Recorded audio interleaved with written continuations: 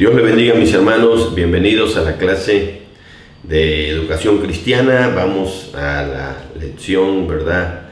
3 y 4 del cuaderno de trabajo, la enseñanza eficaz. Ya vieron cómo trabajamos la semana pasada. ¿Qué es lo que estoy haciendo? Simplemente trabajar en el cuaderno donde ustedes trabajaron para repasar, profundizar, ejemplificar algunas cuestiones, ¿verdad? Y bueno, que le queden más claros los conceptos en los que ustedes ya trabajaron. Y acuérdense, si por ahí hay algo que hicieron mal, que contestaron mal, o que no era exactamente la idea, pueden corregirlo. Ahora, si tiene la idea, aunque no sean las mismas palabras, pueden dejarlo igual, hermanos. ¿Sale? Hoy vamos a ver el maestro cristiano y su función, primero en la lección 3. Y entramos. El maestro debe ser un libro abierto, enseñar con su ejemplo. ¿Por qué con frecuencia los maestros fallan al enseñar y los alumnos al aprender? Fíjese, por ahí alguien ha dicho, ¿no? Si todos los maestros, si todos los alumnos reprueban, es preocupante. Hay que checar si el maestro está haciendo bien su función. Pero si a lo mejor los que reprueban son 1, 2, 3 y los demás todos tienen buen aprovechamiento, pues lo más seguro es que no sea problema del maestro, sino del alumno. Pero en realidad a veces se falla en las dos áreas. ¿Por qué? Bueno, esta es una pregunta interesante que puede tener muchas respuestas, y una de ellas es que Dios ha elegido, y cuando lo vamos a aplicar en el aspecto espiritual, Dios ha elegido obrar por medio de instrumentos humanos, los cuales son falibles. Es lo mismo decir, oye, ¿por qué es que la gente no obedece, no se entrega, no se rinde a Cristo? Bueno, ahí entran muchos factores, porque el predicador puede ser muy bueno, el pastor puede ser muy bueno, el evangelista puede ser muy bueno, y la gente puede ser que no responda al llamado. Ya aprendimos en soteriología, hermanos, que hay un llamado eficaz, que el que lo hace es Dios. Si Dios no toca el corazón, si Dios no convence de pecado, por muy buen predicador que sea el predicador, no va a poder. Ahora, pero vamos a analizarlo. Hay 4 factores básicos en la enseñanza cristiana. 2 son variables y 2 invariables.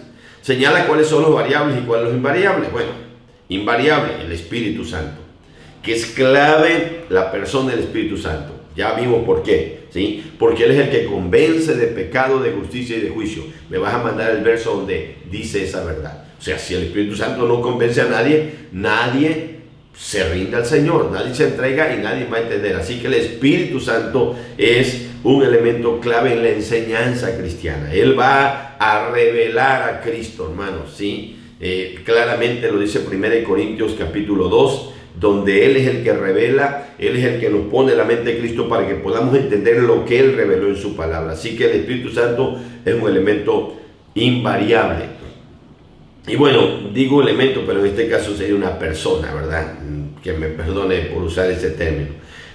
Más bien usando los términos que acá se manejan, ¿verdad? Un factor invariable es el Espíritu Santo. El maestro cristiano pues, es variable, porque va a depender de qué tanto se meta con Dios, de qué tanto haya preparado su clase, de qué tanto estudie y se prepare para dar una buena enseñanza. Por eso va a variar, y puede variar entre una enseñanza y otra, ¿verdad? La palabra de Dios igual es invariable, esa es perfecta. Los cielos y la tierra pasarán, pero mi palabra no pasará. No hay variación en la palabra de Dios, amén. Sus preceptos son inmutables. Me mandas ese texto, cielo y tierra pasarán, pero sus palabras no pasarán. Acuérdense, esa es la tareita que yo voy dejando, hermano, y solamente es con un propósito, ¿verdad?, de interactuar y ponerte un poquito a investigar, como ya viste acá que es importante hacerlo. El alumno es variable igual. Si el maestro cristiano, hermano, es variable, lo mismo es el alumno. Va a depender de muchas cosas que tan buen estado de ánimo ha llevado para aprender. Ahora, una de las principales fallas del maestro cristiano, que es donde nos vamos a enfocar en esta lección, es cuando descuida su vida espiritual y se le olvida lo que dice 1 Timoteo 4:12, que debe ser un ejemplo y ahí debías de haber puesto todo eso que está en rojo: palabra, conducta, amor, espíritu, fe y pureza. Eso se lo decía Pablo a Timoteo cuando le dejó de pastor en Éfeso. Él tenía que ser un ejemplo, ¿sí?, en todo eso, en un estilo de vida. El maestro que no sabe, fíjate, que su principal enseñanza debe ser su propia vida, pues va a fracasar, hermano. El testimonio nunca logrará su objetivo, nunca va a lograr su objetivo. Por lo tanto, el maestro debe preocuparse primero por lo que él mismo hace Oiga bien, tú, hermano, que enseñas, ya sean niños, a jóvenes, que eres pastor, que ministras, que sirves, que tienes un grupo pequeño, debes de preocuparte primero por lo que tú mismo haces, para que lo que tú dices en tu clase produzca un impacto en tus alumnos. Si no, por ahí, como decía la frase de alguien, no, tus acciones hablan tan alto que no me dejan oír lo que dices. Repito, tus acciones hablan tan alto que no me dejan oír lo que dices. Así que cuidado, me mandas esa frase que es importante y ojalá y te la aprendas bien. Mira, esto lo dice Miguel Núñez. Pastor, tu sermón puede durar 1 o 2 horas, pero tu vida predica toda la semana. Buenísima esa frase, ¿verdad? Y es verdad, hermano, el sermón del domingo dura 1 hora. Bueno, hay quienes tardamos a lo mejor un poquito más, pero tu vida predica toda la semana, todos los días de la semana. El maestro cristiano siempre debe recordar lo que dijo el Señor Jesús en Mateo 23:3, y se lo dijo a escribas y fariseos, y se lo dijo mejor a la gente, sobre ellos, sobre escribas y fariseos. Todo lo que te digan ellos, guárdalo y hazlo, pero no hagas conforme a sus obras, porque ellos dicen, pero no hacen. Son puro bla, bla, bla, puro rollo, no hay acciones. Y dice Corretebón, aquella mujer que hospedara a judíos en su casa y escondiera cuando la Gestapo ¿verdad? Y toda esa sociedad comunista los quería matar. No se preocupe, decía ella, por lo que no entiende la Biblia. Preocúpese por aquello que sí entiende y que no aplica a su vida. Así que, buenas palabras, y eso es la verdad, hermano. A veces nos preocupamos más por lo que no entendemos, pero el problema está en que hay cosas que entendemos pero no vivimos, y eso es lo peor que alguien puede hacer. Muy bien, el maestro cristiano debe velar y orar para no caer en tentación, porque el pecado apagaría el fuego del don de Dios e impediría que la enseñanza sea efectiva y con poder. Así que el pecado es un enemigo de un maestro y lo debe ver como tal. El maestro debe enseñar como lo hizo Pablo en 1 Tesalonicenses 1, 5 y 6. Responde cuál es el material o materia enseñada: el evangelio, la palabra de Dios. Ahí lo puedes ver en esos versos. ¿Cómo fue su comunicación aparte de la palabra? En poder, en el Espíritu Santo y en plena certidumbre de fe. En poder, en el Espíritu Santo y en certidumbre de fe. Oh, imagínate, hermano, el tipo de predicación que tenía Pablo. Y eso que dicen que Pablo era tosco de palabra, que no era tan elocuente, tan florido como Apolos. Apolos tenía muy buena elocuencia. Pablo era más tosco, más durón. Quizás como su servilleta. Que a veces no soy tan florido, ¿verdad?, en mi lenguaje, pero bueno, ya quisiera yo llegarle al apóstol Pablo. La verdad es que no, para nada, pero bueno, le pedimos a Dios siempre que nos siga ayudando para seguir creciendo y aprendiendo de nuestro Señor Jesucristo, de Pablo y de cualquier siervo de Dios que haya usado para su gloria.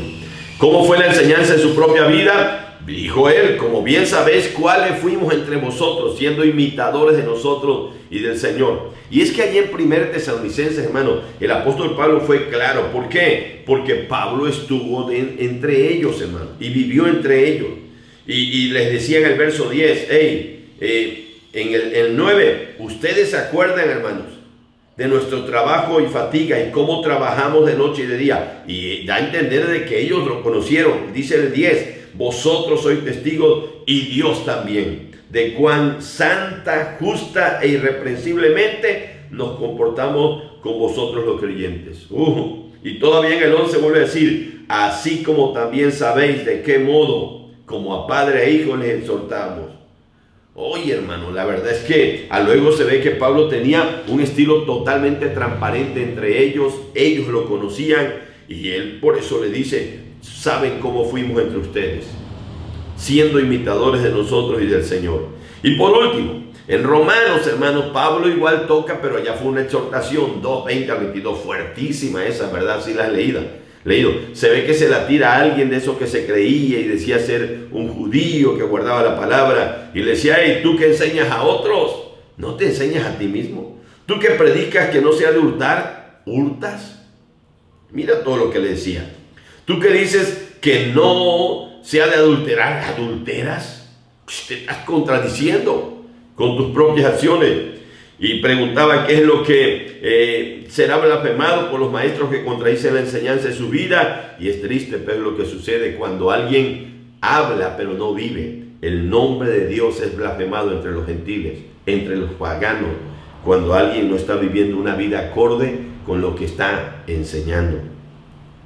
Dice Nancy DeMoss, una mujer que Dios usa mucho, ¿verdad? Y está trabajando con mujeres, ¿verdad? En ese programa Aviva Nuestros Corazones. Debemos estar tan empapados de la verdad que podamos discernir fácilmente la mentira. ¿En qué sentido? En cómo vive. Porque Jesús decía a la que, hey, cuidado, no se deje engañar, por sus frutos lo conoceréis. O sea, por su estilo de vida.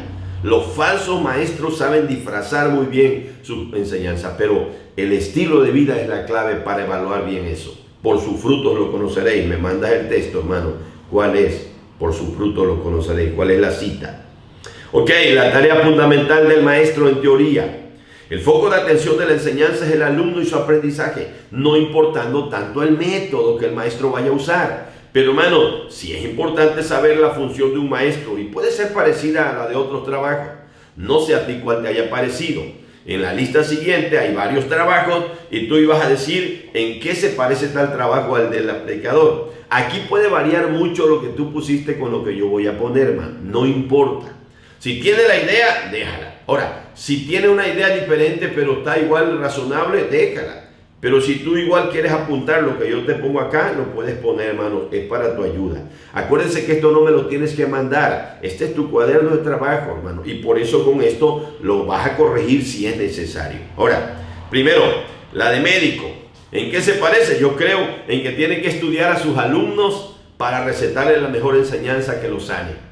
Bueno, yo lo estoy comparando. Un médico lo observa, esculta y hace una evaluación, le manda a hacer análisis para ver qué recetarle. Lo mismo uno tiene que hacer y conocer bien a sus alumnos para darle la palabra más apropiada a su necesidad. Sí, cuando estás haciendo una labor como de consejería. Pero igual podría ser en que el médico tiene que seguirse preparando y actualizando para estar al día. Lo mismo es un maestro, hermano. Bueno, el predicador, bueno, es uno de los que más se parece. ¿En qué? En que la materia que se enseña y su herramienta que va a enseñar es la palabra de Dios, la doctrina, y eso también lo hace un maestro. Es muy parecido, ¿sí? El policía. ¿En qué se parece un policía a un maestro cristiano? En que agarra al que transgrede las leyes de Dios, el maestro cristiano, y la lógica es que le tiene que marcar el castigo, la disciplina que dice la Biblia. Ahora, ese es tú. Como maestro tienes una autoridad como el policía la tiene, ¿no? Ahora, tampoco es que vamos a andar vigilando ahí tanto al alumno, pero estoy hablando de algo en lo que pudiera ser parecido. Entrenador de animales. Esto está chusca, ¿no? ¿En qué se parece? En que a veces hay que domar sus malas conductas y costumbres de los alumnos. Y bueno, espero en Dios que no sea. Acá nosotros, hermanos, una iglesia que depende de Monte Sinaí, que es... está en conexión con Monte, se llama el Arca de Noé, donde pastorea nuestro hermano Eli. El Arca de Noé. Bueno, ahí sí tiene, el pastor es un entrenador de animales, a veces lo cotorreo yo, porque tiene que domar los animalitos que están ahí dentro del arca. No, es broma, hermano, con mucho respeto. Bueno, guía de explorador. Oiga, ponga atención a esta, porque si tú preguntas cuál, esta es la que más se parece la labor de un guía explorador a un maestro cristiano, en que va adelante instruyendo y dirigiendo para que el alumno investigue, ¿sí? Eso es lo que es un guía explorador, ayudándolo y solo guiándolo, pero que el que va a investigar o a explorar o a tomar fotos, a tomar datos, es el alumno. Ese es uno de los que más se parece en ese sentido. Escultor, también parecido, en que tiene que usar herramientas para sacar de una piedra una figura. Y dice la Biblia que la Biblia para nosotros es como martillo, ¿sí? El que quebranta la piedra y vamos sacando, ¿verdad?, de esa persona que está toda deforme para que se vaya conformando conforme a la imagen de Cristo. Claro, esa labor la hace Dios, pero ahí estás tú, hermano, con martillo y marro, trabajando, ¿verdad?, como un escultor en las personas que, acuérdate cómo presenta la Biblia a cada uno de los cristianos, somos piedras vivas. Y eso es, y el Señor nos va incrustando dentro de la iglesia. Así que todos tan interesantes. Guías de explorador, en mi punto de vista, es el que más se parece.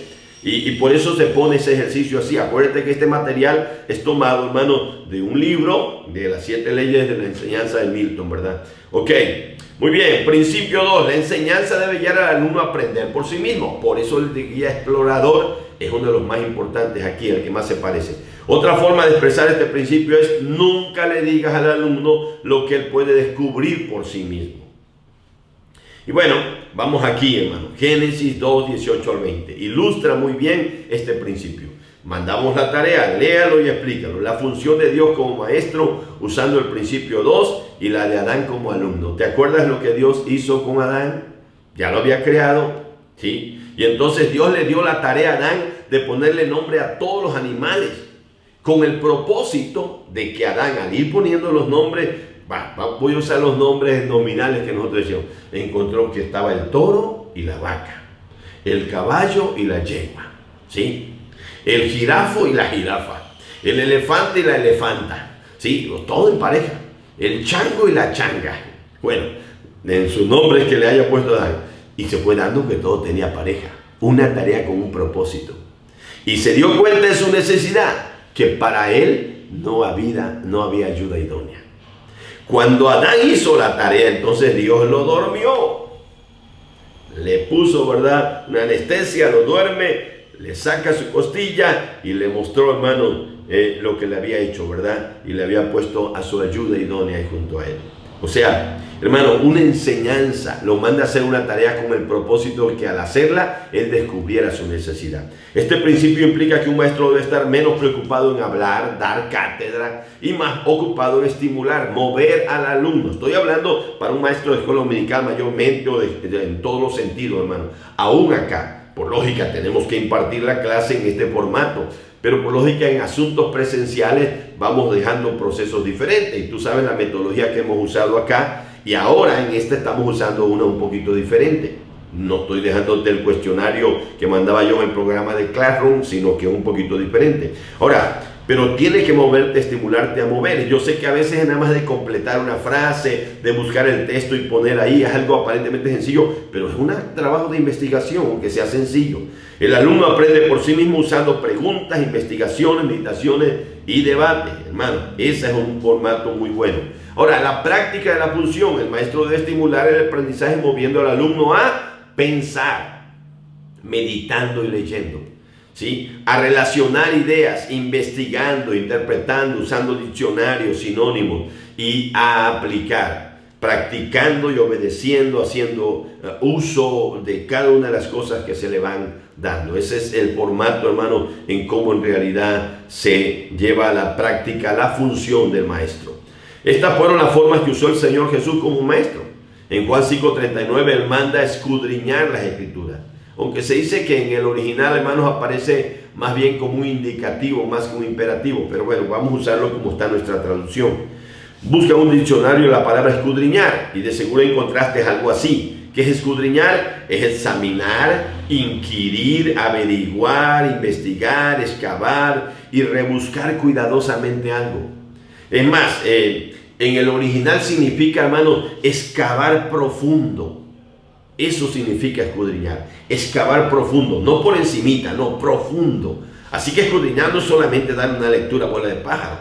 Tú ya aprendiste un poquito de hermenéutica. ¿Y qué implica la hermenéutica? Sí, observar el texto, pero después voy a interpretar el texto, voy a cavar profundo para sacar la enseñanza correcta que originalmente el texto tenía cuando Dios se lo envió a quien se lo envió. Si es la iglesia de Éfeso, Corinto, o si es Jeremías quien le escribía, todo eso es importante analizarlo. Eso es lo que significa escudriñar.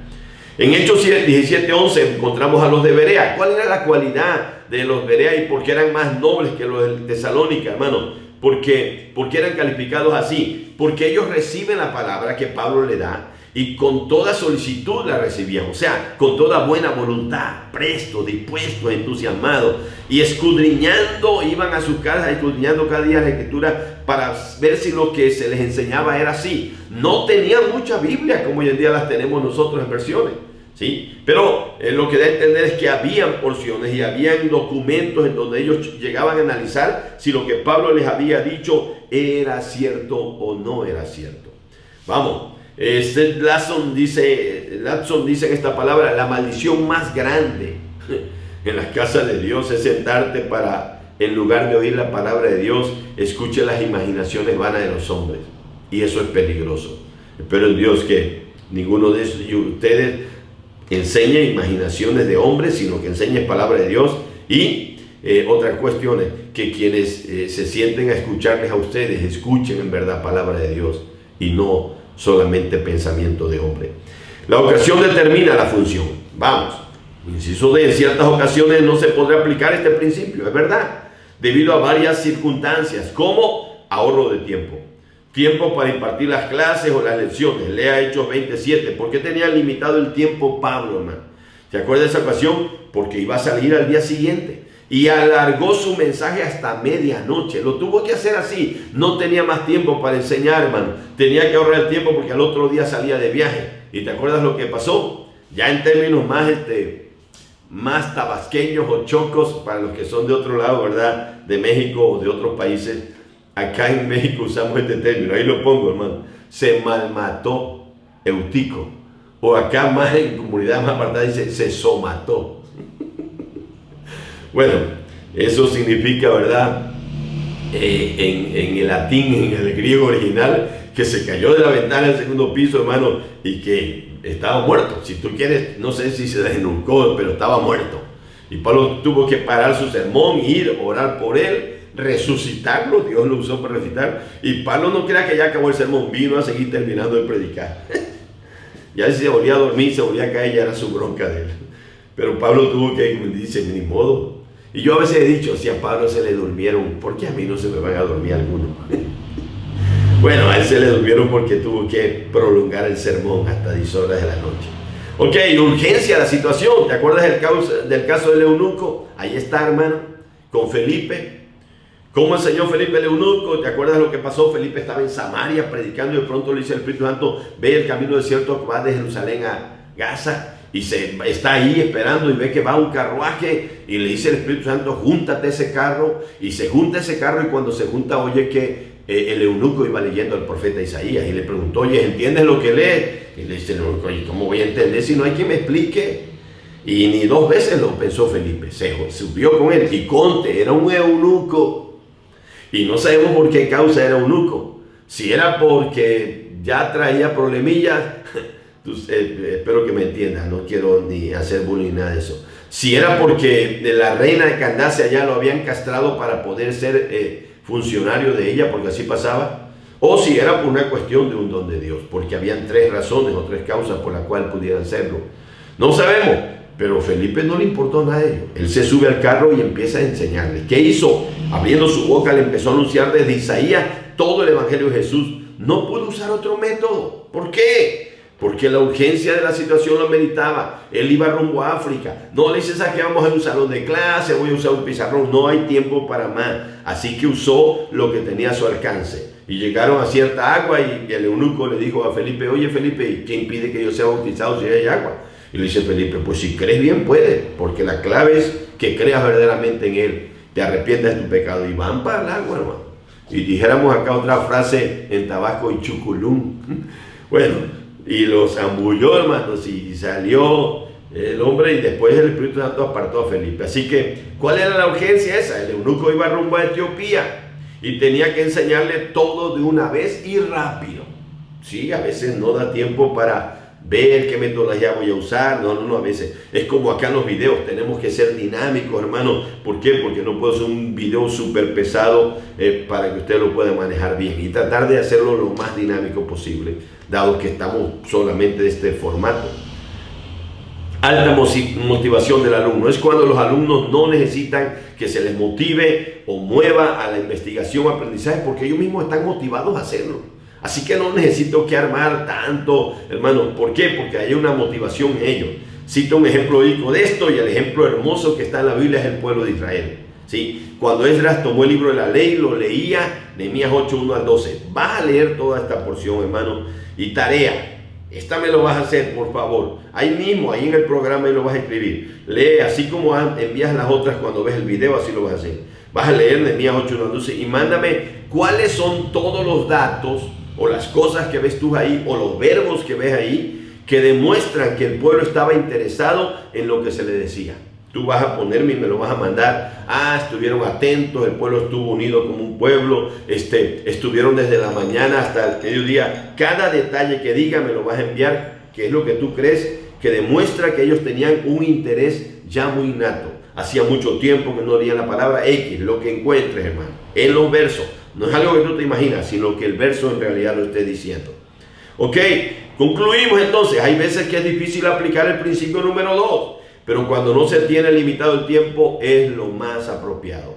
Y las reglas para el maestro son estas: seleccione temas relacionados con las necesidades de tus alumnos, que sea en base a una necesidad del alumno. Comienza la lección con preguntas que conduzcan a la reflexión.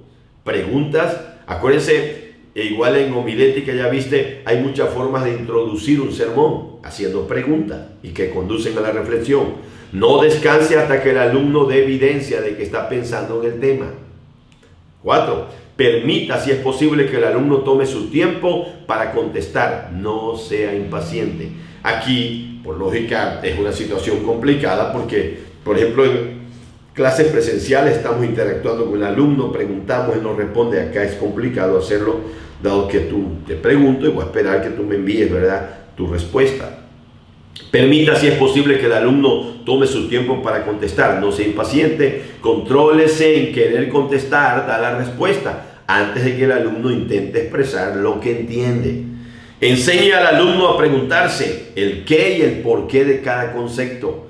Ponga frenos al deseo de querer decir todo lo que usted conoce sobre la materia. El alumno debe descubrir y no simplemente escuchar la información. Esto es muy importante que lo tengamos, hermanos, en mente. Bueno, por ahí me recuerdan, hermanos, les voy a mandar un video que es complemento, no es nuestro, un video que llama El Maestro Cristiano, que puede ayudar en este sentido, ¿sale?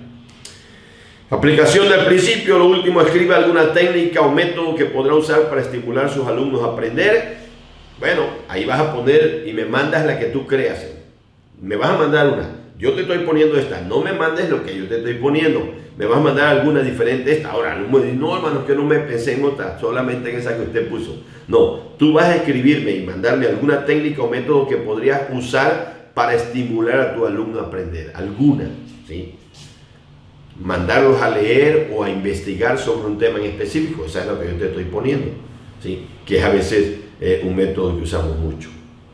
Muy bien, hermanos, terminamos la lección 3, vamos a la lección 4, directo, para que sea un solo video. El alumno cristiano, su actitud. Ya vimos el maestro cristiano, su función, ¿sí? Ahora, la actitud del alumno es clave. Y es algo que a veces yo no puedo dominar tanto. Tú no vas a poder controlar tanto, pero hay alguien que sí lo puede hacer, Dios. Y a Él le vamos a pedir. Ahora, hay algo que sí puedo hacer, ayudar a que su actitud sea mejor. Sí, esa es nuestra función, pedirle a Dios la ayuda. La condición indispensable para aprender. Según tú, ¿qué condición básica debe existir en un alumno para que él aprenda? Si yo te hago la pregunta nada más así a ti, ¿por qué entraste al Instituto Bíblico Domingo Arroyo en línea? Y de seguro me vas a poner lo que aquí está. Sí, porque tenías interés de aprender.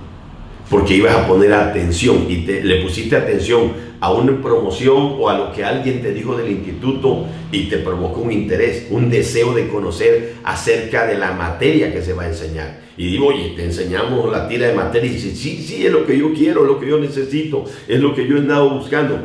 Por lógica, tiene que haber interés.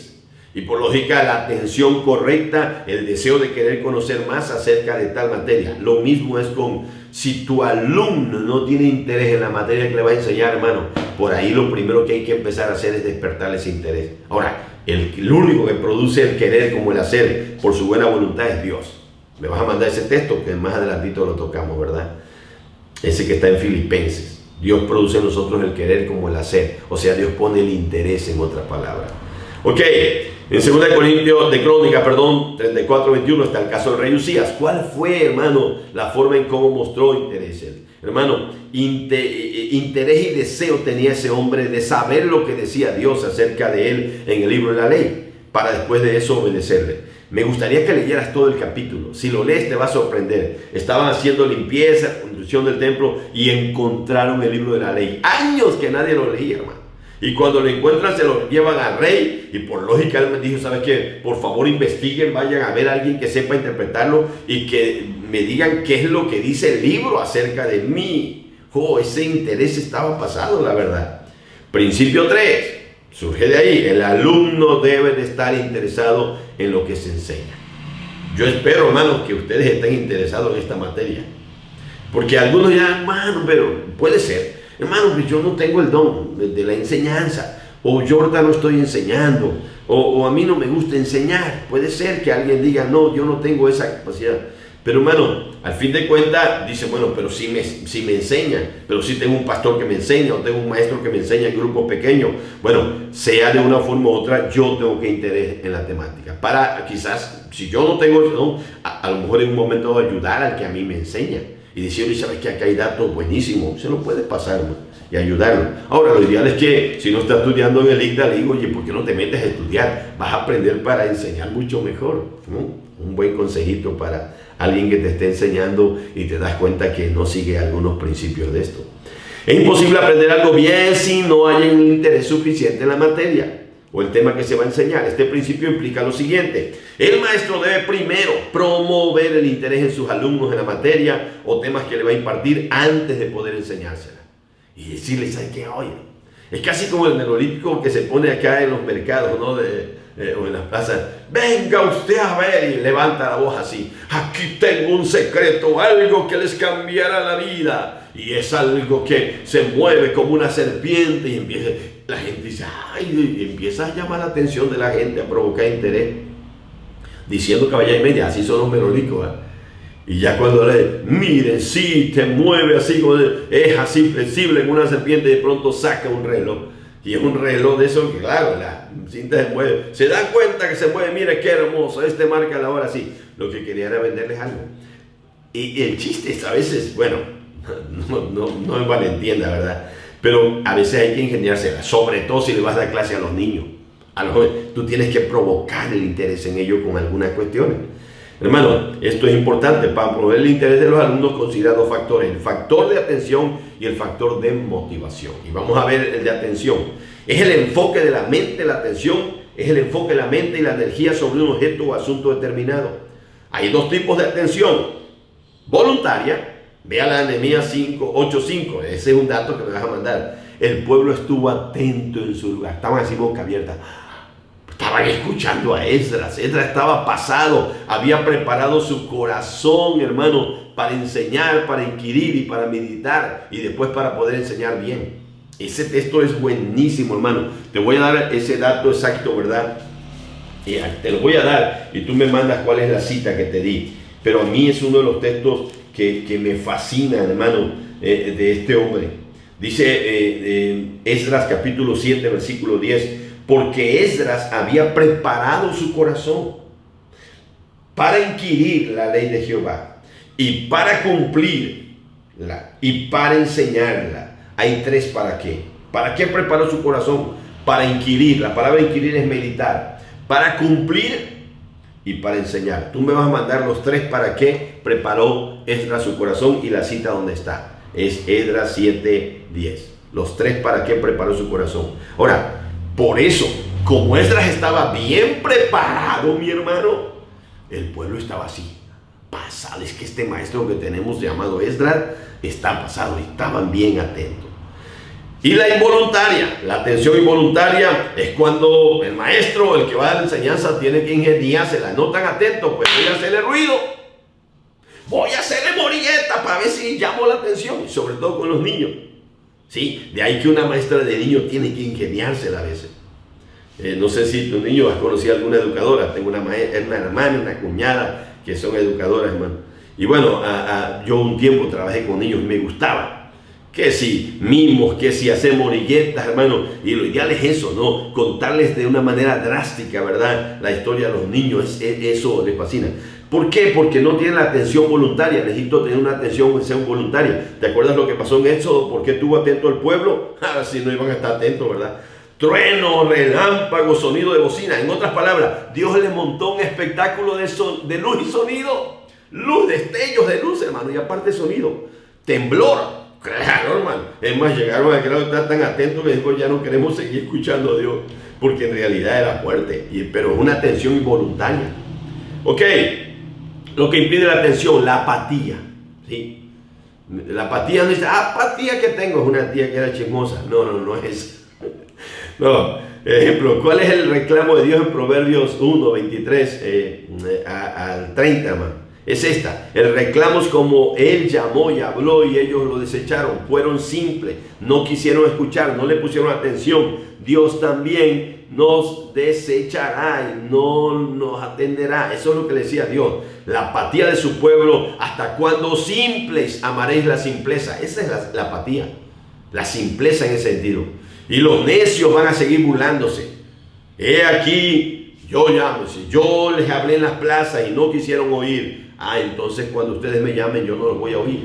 Eso está en Proverbios. Las distracciones. ¿Qué hacía Elimás el mago, hermanos, con Sergio Paulo allá en 13, 7 al 8? Lo distraía. Sergio Paulo quería oír, pero el maguito ese, que era el maguito de Sonri, no, el maguito de Elimás, procuraba apartar la fe del procónsul. ¿Te acuerdas lo que tuvo que hacer Pablo? Se volvió y le dijo: el Señor te reprenda, hombre, yo te engaño, y lo dejó ciego. Imagínate el juicio sobre ese hombrecito. ¿Por qué? Porque Pablo se dio cuenta que este hombre estaba siendo usado por Satanás para estorbar a que aquel hombre, hermano, importante del pueblo, que era el líder del pueblo, ¿verdad? El presidente, para que entendamos, de una comunidad, era Sergio Pablo, el procónsul, y no oyera la palabra de Dios. Y él se molestó, Pablo, y entonces tuvo que hacer eso. Este es nuestro trabajo, hermano. Martín Lutero decía: nuestro trabajo es llevar el evangelio a los oídos, y Dios lo llevará de los oídos a los corazones. Ahora, por lógica, para llevarlo al oído, si tú te estás dando cuenta que alguien se te está durmiendo, ¡pégale un grito! Yo así lo hago en la iglesia. Viera los sustos y los brincos que dan acá. Pues es que la única forma es despertarlo. Si le digo al hermano, se va a molestar con el hermano, así que le pego un gritito. Así que, hermano, tu trabajo es eso, llevarlo al oído. Ya del Espíritu lo va a llevar del oído, pero que llegue al oído, que penetre ahí. Y para eso me tengo que preparar y tener un buen timbre de voz y tener cuidado en los volúmenes, las variaciones. Eso ayuda para que en realidad no sea monótona mi enseñanza. Ok, porque la fe viene por el oído y oír la palabra, pero hay una obra que yo tengo que hacer, hacerla llegar a su oído. Y para eso a veces tengo que levantar la voz y usar algunas otras dinámicas. Lo que contribuye a la atención, pon un ejemplo de lo que Jesús usó en la enseñanza, hermano, lo novedoso, en Juan 6. Yo estoy poniendo estos ejemplos, hermano. Si tú me quieres mandar el ejemplo que pusiste ahí, hermano, que haya sido diferente, me puede ayudar a mí igual, me va a bendecir, lo mandas, ¿no? Si dice, no, hermano, pues aquí me costó trabajo y voy a poner el que usted puso, igual no hay ningún problema. En Juan 6, cuando habló Jesús del pan de vida, era un tema novedoso, porque ellos creían que el pan es el que había descendido en el desierto. Y de pronto le dice, no, el pan en verdad soy yo. Y el que no coma mi carne y beba mi sangre no puede ser mi discípulo. Esto era algo nuevo que tenía un gran significado para el pueblo, hermano. Esto fue fuertísimo, porque la gente por esto empezó a llamarle la atención. Ahora, ¿por qué? Porque está enseñando algo distinto a lo que siempre hemos oído. Ahora, por favor, no es que vas enseñando nuevas verdades. Tú tienes que enseñar la palabra. Pero, hermano, aprender a hacerlo de una manera novedosa. Movimiento y actividad. Cuando estaba sentado escribiendo y le trajeron a la mujer encontrada en adulterio y el Señor seguía escribiendo, hermano, se enderezó y luego después siguió, y el que esté vosotros sin pecado arroje la primera piedra. O sea, esa forma de interactuar y de actividad, y el Señor está sentado y puede decir, oye, es una mala forma de enseñar. Él a veces sus cátedras las daba sentado, hermano. Pero era un maestro especialista, ¿verdad?, en tener la atención de su gente. Proximidad o acercamiento al alumno. Cuando enseñó en parábolas, ya que despidió a la gente, se acercaron sus discípulos y le preguntaron de las parábolas. Y dice la Biblia que le hicieron preguntas directas. Esa parte es importante, ¿no? Tener esa confianza. Ahora, nosotros tenemos ese problema con ustedes, estamos lejos, es a través de línea. Pero yo se los he dicho y le he dado mi teléfono. Cualquier duda, cualquier pregunta, hermano, puede ser que a veces sí estamos muy saturados de trabajo, pero yo estoy dispuesto a apoyarle. Si me escriben en WhatsApp, a veces es mucho más fácil, ¿verdad? Por eso a veces le he dado mi número para que pueda haber una atención un poquito más directa. aunque a través del mismo programa, en donde a veces sí me mandan sus respuestas, ahí sí. Pero cuando es una pregunta diferente, me la puedes hacer, hermano, a mi celular con toda confianza. Ok, pero es bueno la proximidad y acercamiento. O a veces tú estás dando clase, te acercas al alumno, estás interactuando. Eso es muy normal cuando das clases a grupos de niños o de jóvenes o aún de adultos, hermano, pero tienes la confianza de interactuar, moverte y todo ello, ¿verdad? Ayuda. O aún en la predicación, hay quienes el movimiento ayuda a no estar tan estático, pero no estoy diciendo que sea siempre una regla, va a depender a veces de la gente. Lenguaje concreto o entendible. Cuando le enseñó a los fariseos de su hipocresía en Marcos 7, que dejando el mandamiento se aferraban a sus tradiciones, hermano. Hay un lenguaje muy concreto y muy directo, en otras palabras, para que lo entendamos. A veces hay que decir las cosas tal como son y no andarle con rodeo. Si no usa un lenguaje concreto y entendible, oiga bien, ¿por qué un lenguaje? Que lo entienda. ¿Por qué crees que le habló del trigo y la cizaña? Porque ellos conocían el trigo y la cizaña. Tú y yo quizás ni siquiera acá, no se siembra cerca de nosotros, lo puedes ver en una imagen en YouTube, pero acá no. O cuando el Señor le habló de la vid verdadera, acá en Tabasco, quizás si hay alguien de Aguascalientes va a conocer muy bien la mata de la vid, una mata de uva, pero tú y yo no las conocemos directamente. Entonces cuando le hablaba de algo muy claro, un lenguaje concreto y entendible. Es como si tú acá quieres hablar un ejemplo de eso, usa la mata de cacao en Tabasco. La mata de coco, sí, es algo que la gente normalmente va a conocer, la de naranja, sí, pero si no usas un lenguaje concreto y entendible, te puede pasar esto. Mira, aquel que le dijo a su amigo, te noto circunspecto, nefelibato y algo taciturno. ¿Necesitas algo? Él le dice al amigo, sí, un diccionario. Vas a ver por qué me notas así. Porque no le entendí ninguna de las condenadas palabras esas que estaba diciendo. Y ya la otra vez les di la anécdota, ¿se acuerdan? Y por ahí me la mandaron de tarea, del pastor que llegó eso. Acá te la doy completa, mira, te la voy a leer. Un pastor recién salido del Instituto Bíblico, no del Domingo Arroyo, bueno, espero que no, fue nombrado para una iglesia del pueblo, donde la mayoría de los creyentes eran campesinos humildes. La primera noche en su presentación dijo, hermanos, así con tono santurrón decía yo, vengo ustedes con teología, hermenéutica, homilética, exégesis, apologética y cosmogonía. ¿Quién sabe qué cosa? De pronto se puso de pie un hermano anciano y le dijo, hermanito, tenga fe. Yo también cuando vine aquí tenía artritis, diabetes, reuma y el Señor me sanó, como también lo puede sanar a usted de toda esa enfermedad. La verdad es que es una de las anécdotas más chucas que hay. Pero esa es la verdad, a veces queremos usar tecnicismo que ni nosotros entendemos, ¿no? Les cuento rapidito.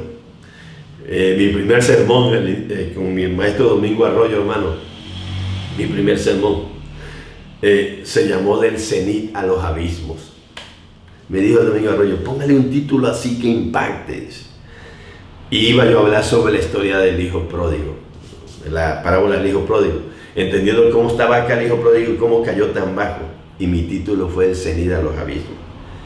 Y era una tarea, ahí en el salón de clase, y me dice Domingo Arroyo, mi maestro, capitaine, me dice, así me decía, capitaine. Yo había salido de ingeniería y me dice, ingenierito, era duro así, ¿me puedes explicar qué es el cenit? Y para ti, ¿qué son los abismos?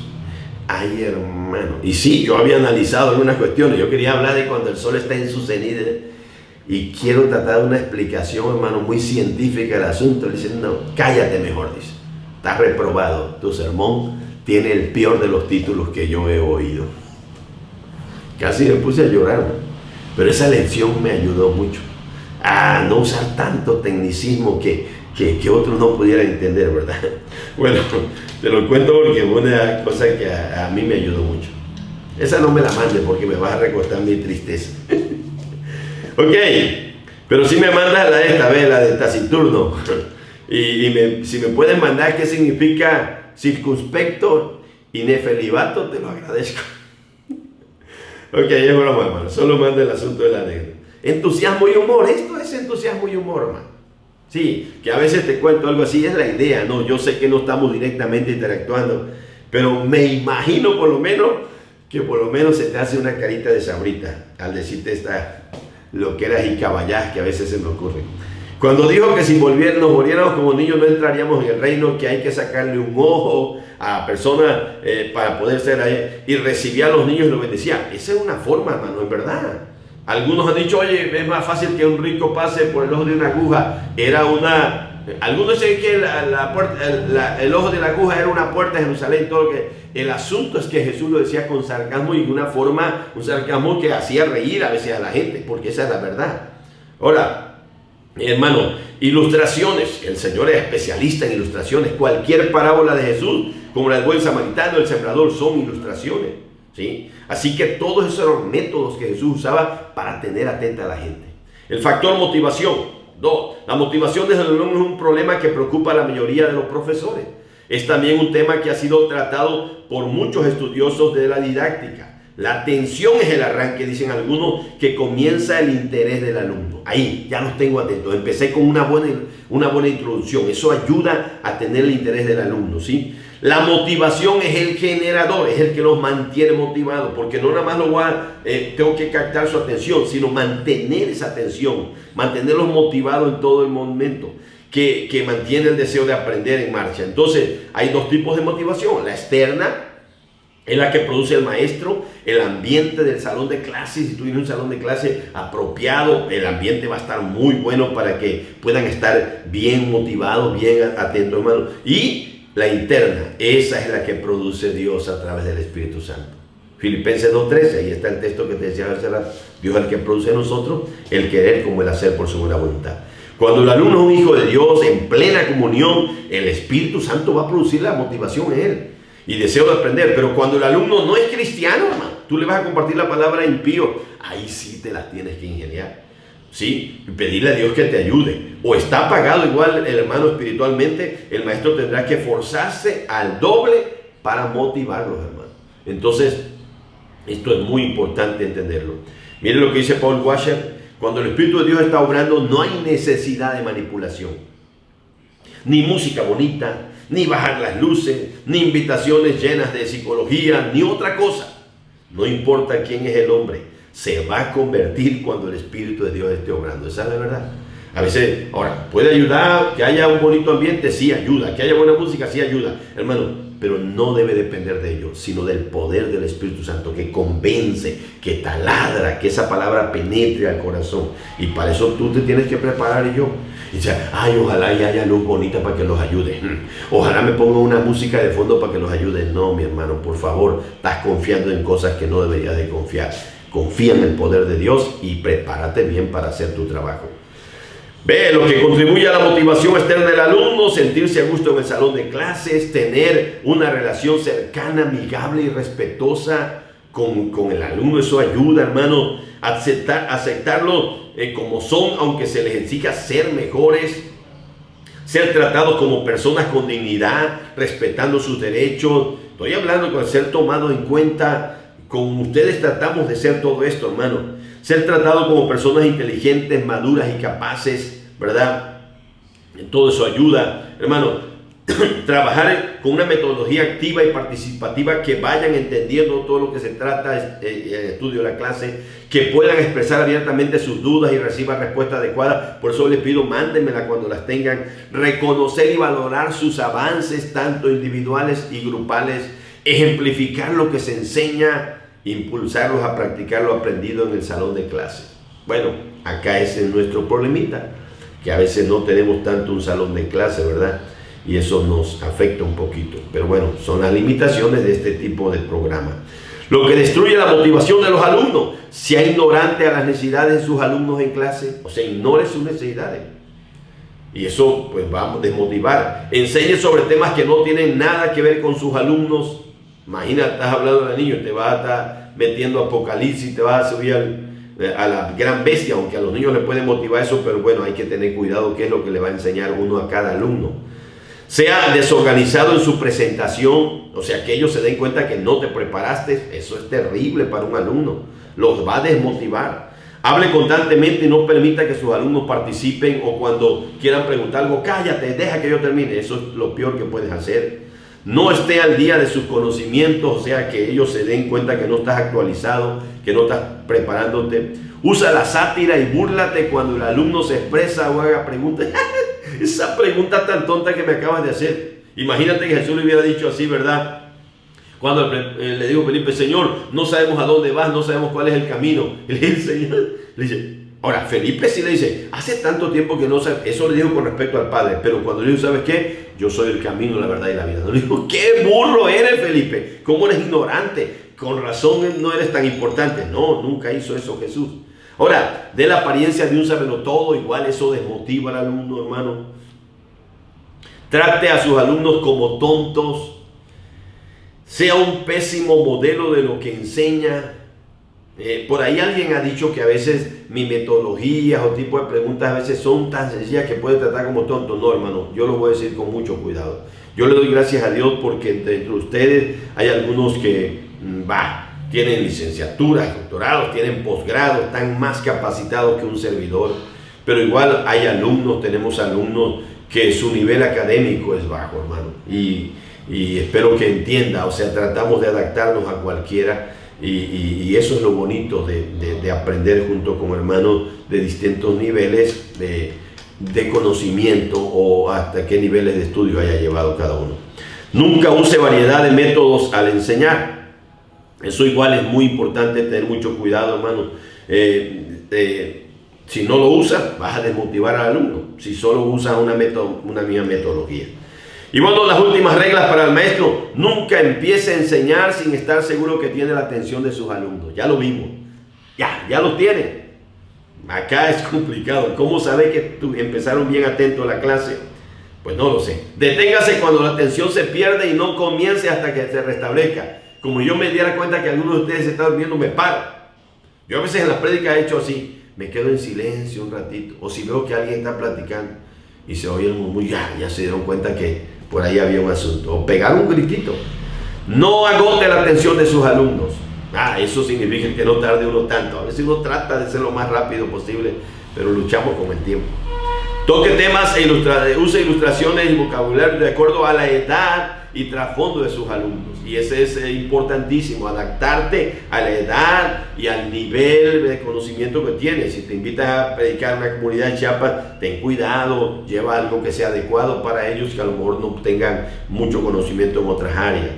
Ok, averigüe de antemano acerca de los alumnos de su clase, sus necesidades, intereses, trasfondo social, económico, educacional. Todo eso va a ayudar, hermanos, para que tú puedas hacer mejor tu función.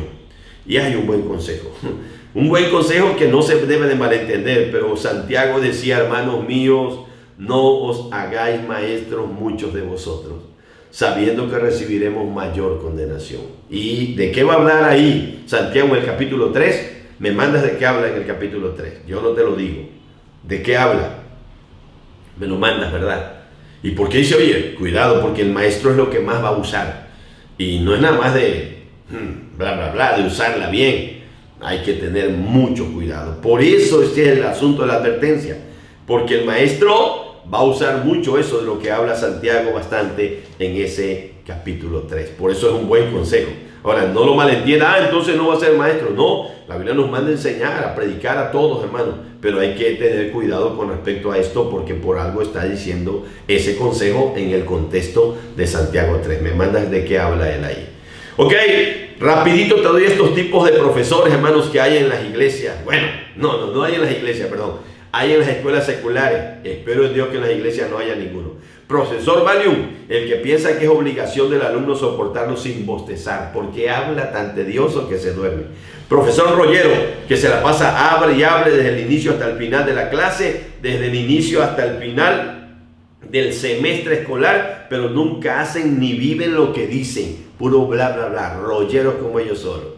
Bueno, son términos que aparecen en materiales, hermanos, de educación secular. De ahí estamos complementando esto.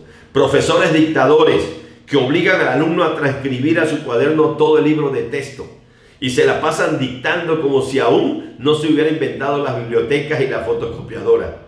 Yo por eso nomás te pido que rellenes algunas partes. Imagínate que yo te pida, reescríbemelo todo. No. Y cuando te hacemos preguntas, no, en ese sistema es mucho más fácil, solo marcar las correctas.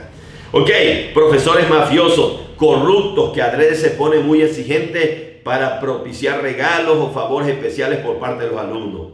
Espero en Dios que tú no hayas entrado en ese tipo de corrupciones, ¿verdad? Que un maestro te reproba y te reproba es que quería su mochada. Acá dicen que quieren su ofrendita.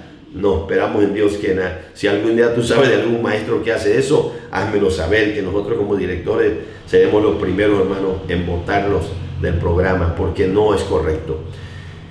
Dice por ahí Spurgeon, quien sirve a Dios por dinero es capaz de servir al diablo por un mejor salario. Y acuérdate, Augusto Nicodemus, un pastor brasileño, dice, Judas fue el primero en pedir dinero para mostrarles a las personas dónde estaba Jesús. Así que espero en Dios que tú no seas de ellos, hermano. Ok, profesores perros, fuerte esa, que exigen a sus alumnos esfuerzos superiores a sus posibilidades, esfuerzos que ni ellos mismos jamás realizaron. Decía por algún hermano, son perrísimos, hermano. Profesores barcos que modifican su metodología y sus exigencias ante la mínima molestia o dificultad que presentan sus alumnos. Y los alumnos lo agarran de barquito. Profesores materialistas, lo que menos les importa es la clase y el aprendizaje de los alumnos. Y lo que más les importa es cobrar su quincena. Bueno, te digo que esto es en lo secular. Acá, hermano, todos nuestros profesores saben cómo funciona esto y viven por fe y lo hacen con amor para el Señor. Profesores sargentos que piensan que lo más importante para la formación del alumno es que sigan una disciplina estricta sin importar qué tanto aprendan. Para ellos las escuelas deberían de ser militarizadas. Y los hay, hermano. Y los hay dentro de la religión. Pastores sargentos, los hay. Profesores en el examen nos vemos, que utilizan los exámenes para atemorizar a sus alumnos y para tomar venganza de situaciones que no pudieron manejar durante el curso. Ya no vamos a ver en el examen, como diciendo ya vas a sufrir ahí, casi como si fuera el purgatorio. Bueno, acá te das cuenta, ¿verdad? Mayormente ya no hay evaluaciones al final, porque creemos que el alumno se esforzó y trabajó bien sus materias. Y no estoy diciendo que no sea buena, en los presenciales sí tenemos exámenes. Profesores tronadores, y hay profesores que las hacen y está bien. Tronadores, hermano, que se enorgullecen mientras mayor número de alumnos truenan y se siente, yo troné a varios, y hasta platican entre los maestros, ¿cuánto te echaste tú, no? Profesores jajaja, que se complacen al ver a sus alumnos humillados y que se burlan de ellos cuando cometen algún error. Bueno, Dios tenga misericordia de ellos y nos guarde nunca hacer de eso. Profesores oscurantistas, no tanto un brujo, ¿no? Que se esfuerzan a hacer confusa su clase para que nadie entienda usando conceptos gnósticos, filosóficos, estupefacto, nefilesbundo, como es que decíamos ahí, y sigan y digan, mi profesor está pasado, usa términos tremendos que ni él entiende. Es como un día predicó un pastor, ¿no? Y ya termina su sermón y llega una hermana y dice, hermano, qué lindo estuvo su sermón. ¿A poco, hermano? ¿Y qué es lo que más le gustó del sermón? Ay, hermano, esa palabra Mesopotamia, es que se oye tan bonita, dice, tan linda. Se dio cuenta el pobre pastor que no le había entendido nada a la hermana. Bueno, profesores sangrones que siguen pensando que la letra con sangre entre, por lo cual recurren al castigo físico cuantas veces era necesario. ¿Te acuerdas cómo te daban tus maestros? A mí me agarraban de la pastilla y me subían hasta la silla, y con el borrador me daban al revés, hasta me sacaban las uñas. A raíz de eso me las empecé a comer. Bueno, profesores sabelotodo que tienen la última palabra aunque no sepan la respuesta a las preguntas de sus alumnos. Mi hermano, Dios te bendiga. Me vas a mandar de cuál de estos profesores tuviste tú, por lo menos de dos, o cuáles de los que menos deberíamos de ser. Me manda, sale al final. Oye, ojalá y nunca haya en la iglesia, o yo no sea nunca de este. Me lo mandas al final. Dios le bendiga, Dios le guarde, hermano. Espero que esté siendo de bendición esto para su vida. Me mandas esas tareitas y así es como estamos evaluando todo, hermano. Un abrazo para todos en el nombre de Cristo Jesús. Amén.